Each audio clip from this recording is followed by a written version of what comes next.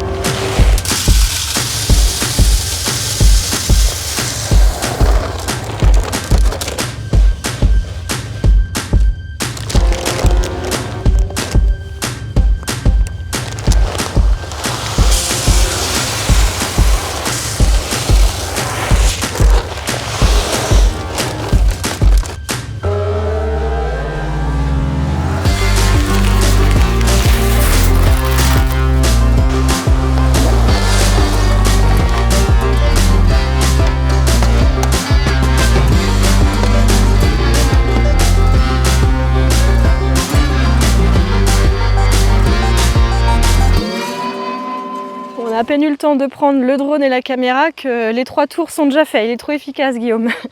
Bon, dans tous les cas, dans cette parcelle, donc semis de maïs, le précédent, on était sur blé févrole et puis ensuite un couvert végétal qui était un mélange de trèfle, facélie, niger, tournesol, sarrasin.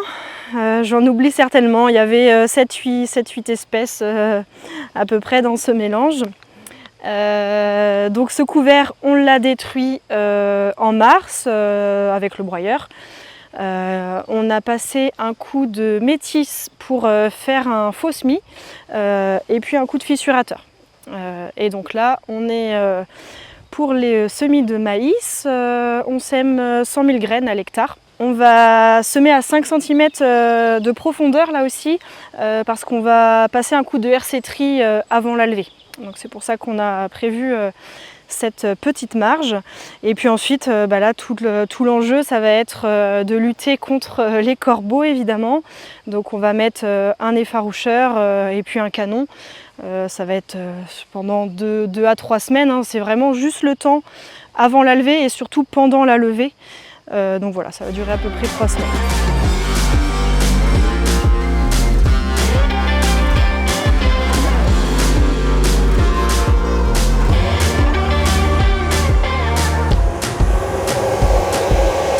Alors, c'est bien réglé ou pas? Ah oui. Mais chacun son rang.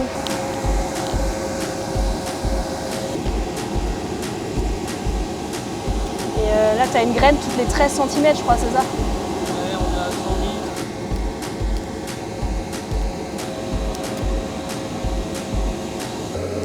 Ah bah si, là, impeccable. Bah, 13 piles, merde, je vais remettre de la terre dedans. Et toute la saloperie dedans. Ouais, 13 piles. Ouais. Impeccable, c'est bien réglé. Bravo, chef. Bah, t'as plus qu'à finir maintenant. C'est bon, tu valides? C'est bon, 150 quintaux. on espère.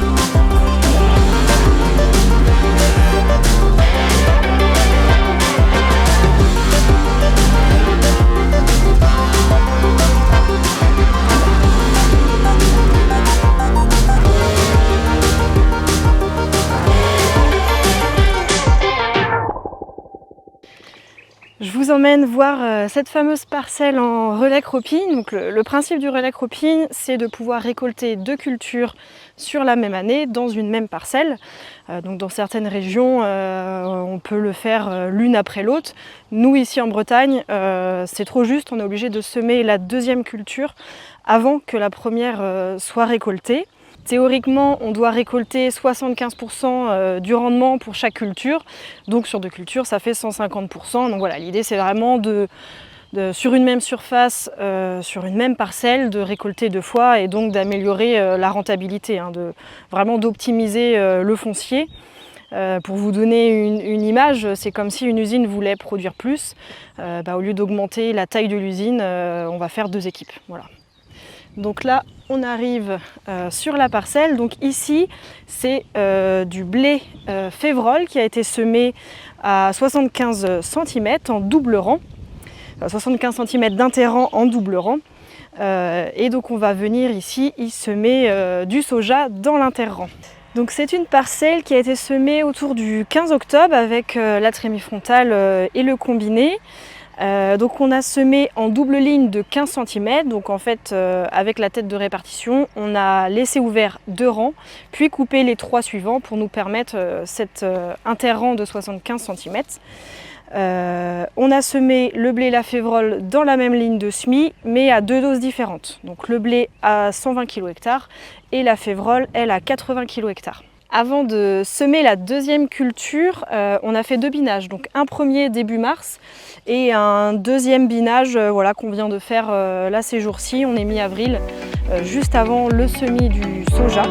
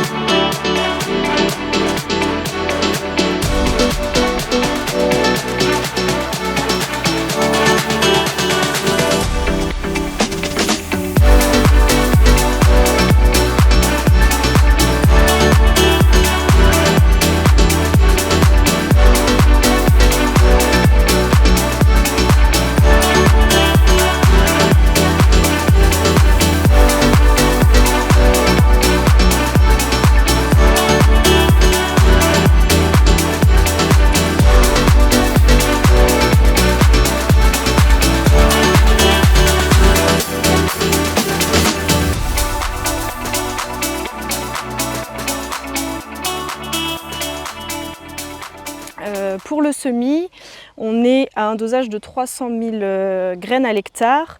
Là, on va venir semer à 5 cm de profondeur. On va chercher un peu la profondeur parce qu'on est en période sèche, et donc on a besoin de trouver un peu cette fraîcheur. Il y a quand même assez d'humidité en profondeur. Donc on va venir semer à 5 cm. Donc heureusement qu'on a la pression hydraulique sur le semoir, sinon on n'aurait pas pu semer aussi profond, c'est sûr. Donc là, toute la difficulté sur ce chantier, c'est de semer dans une culture qui est déjà en place, c'est-à-dire qu'en semis traditionnel, un 8 rangs à 75 cm, le semoir ne passe pas derrière les roues du tracteur. Là, ça va être l'inverse parce qu'on ne peut pas rouler sur la culture qui est en place. Donc pour la protéger, le tracteur va passer dans l'interrang. Donc le semoir, lui, doit aussi passer dans l'interrang et derrière les roues du tracteur. Sur un semoir 8 rangs traditionnel, on est à cheval sur 2 rangs. Là, on va devoir passer en 7 rangs et donc être à cheval sur un seul rang. Ça va être en décalé. Encore une fois, on peut le faire parce qu'on a un semoir qui est modulable, c'est-à-dire qu'on relève de rang, ça prend 5 minutes et on peut s'adapter à la culture.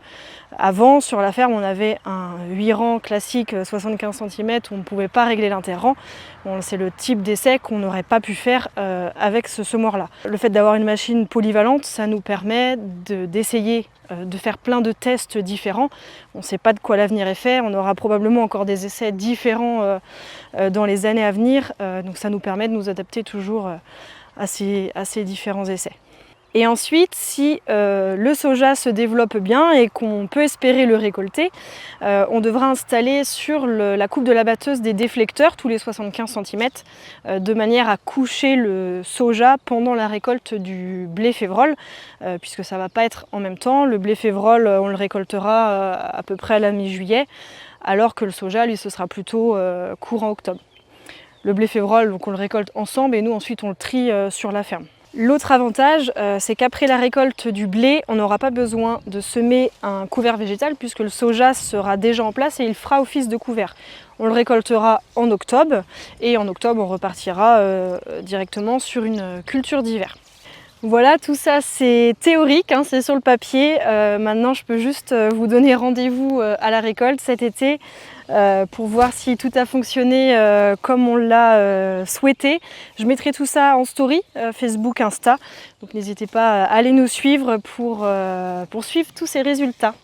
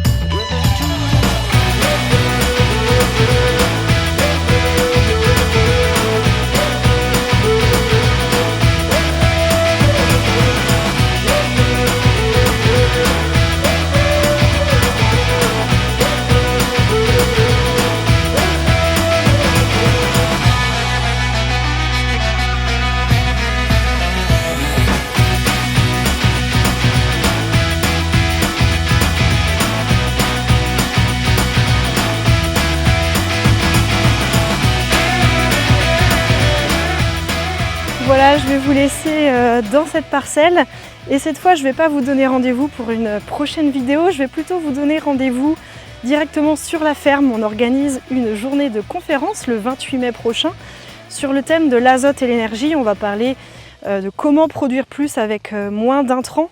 On a 5 intervenants pendant cette journée de conférence. Il faut s'inscrire, je vais vous mettre le lien dans la description de la vidéo. Je serai super contente de vous accueillir sur la ferme. Donc n'hésitez pas à vous inscrire. Et bien sûr, je vous donne quand même rendez-vous bientôt pour une prochaine vidéo. Et pensez à vous abonner. À plus!